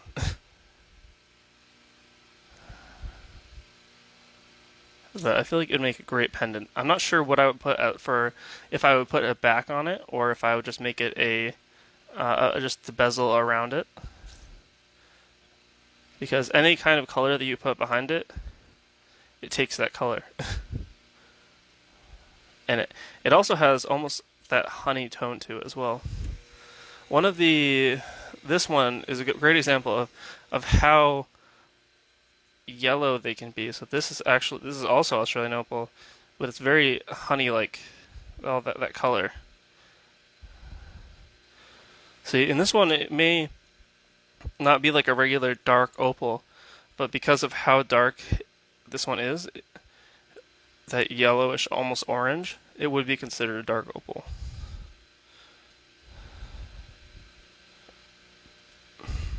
Definitely a very unique one.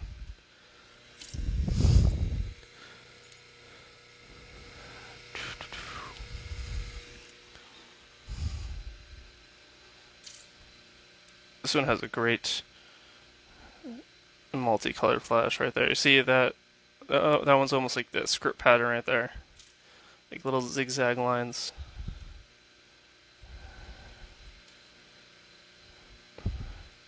Very fiery gemstone. Orange and red, green, purple.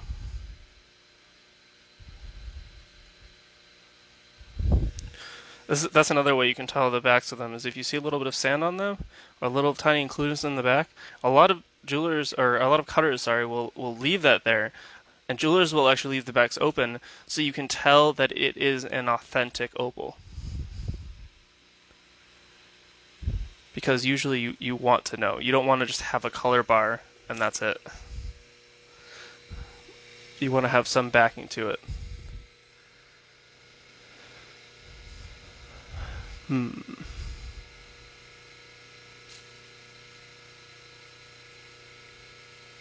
Yeah, I think that is mostly it for today's cutting session. So, thank you everyone for watching. You can leave any more comments below and I'll answer any of them that you have after it. I like a feather pattern one. I think I'm going to update my schedule. I might be having these more often, maybe twice a week. I might be also putting these either on Twitch and YouTube, depending on what I decide for the platform. But yeah, thanks for having me. Thanks, Jay, as well. Thanks everyone else. Um, so I hope everyone has a great night, and thanks for coming. Thank you.